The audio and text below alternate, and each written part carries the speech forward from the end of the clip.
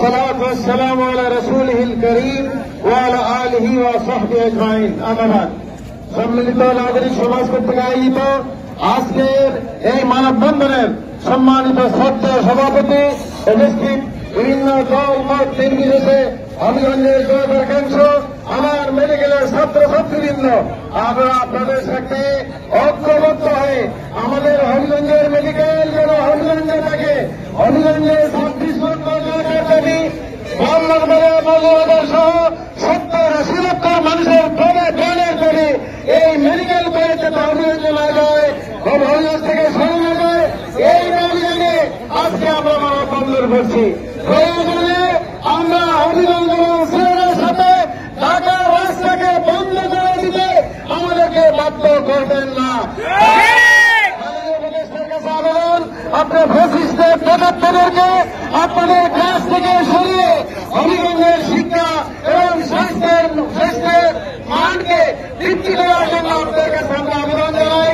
আমরা এই কথা বলি হবিগঞ্জের এই জনতাকে সম্মানিত নাগরিক সমাজকে আন্তরিক অভিনন্দন এবং মোবারকবাদ জানিয়ে মেডিকেলের ছাত্রছাত্রীদেরকে যারা কষ্ট করে সেখানে আসছেন সবাইকে অভিনন্দন জানিয়ে আমি আমার বক্তব্য শেষ করছি। আল্লাহ হাফেজ। মেডিকেল কলেজ হবিগঞ্জে প্রতিষ্ঠিত হোক। ধন্যবাদ।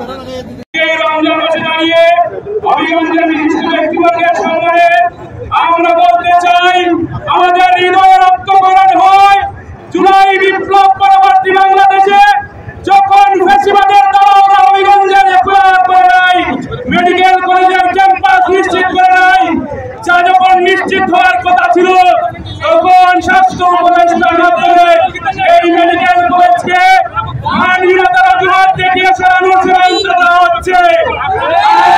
পরিষ্কার ভাষায় বলতে চাই এই অজুহাত হবিগঞ্জবাসী মেনে নিবে না। করে থাকার সময় নেই।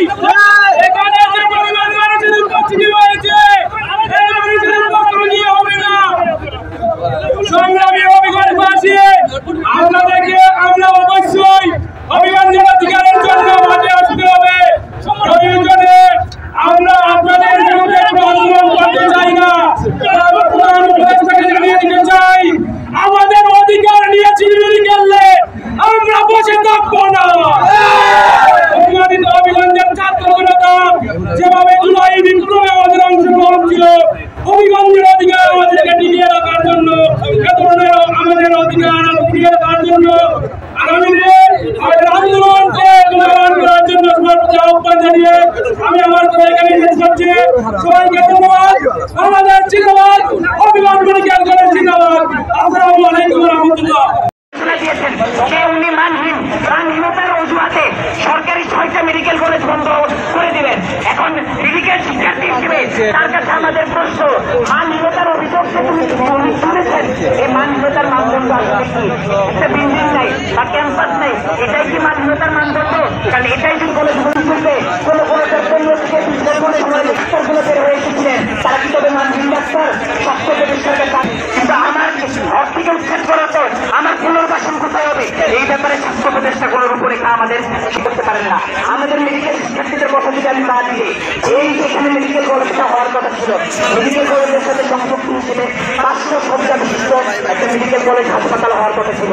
এখানে মেডিকেল কলেজ হাসপাতালটা হলে হবিগঞ্জ এবং এর পার্শ্ববর্তী জেলা ব্রাহ্মণবাড়িয়া, মৌলভীবাজার প্রায় 70 থেকে 80 লাখ মানুষ উপকৃত হতো। তাদেরকে আর চিকিৎসা মেডিকেলের আঙ্গিনা ছাড়বো না মেডিকেলের আঙ্গিনা প্রশাসনের সিদ্ধান্ত মানি না মানবো না প্রশাসনের সিদ্ধান্ত আমাদের দাবি আমাদের দাবি। সম্মানিত উপস্থিতি, আজকে আমরা হবিগঞ্জ নাগরিক সমাজের নেতৃত্বে আমাদের হবিগঞ্জ মেডিকেল কলেজ একাত্মতা পোষণ করে আমরা হবিগঞ্জ শায়েস্তাগঞ্জে ঢাকা সিলেট মহাসড়ক অবরোধ করেছিলাম। আমরা প্রায় 1 ঘন্টারও অধিক সময় ধরে এই মহাসড়ক অবরোধ করেছি। এখন আমরা আমাদের অবরোধের মাধ্যমে সরকারকে একটা বার্তা পাঠিয়েছি যে যদি সরকার তার সিদ্ধান্ত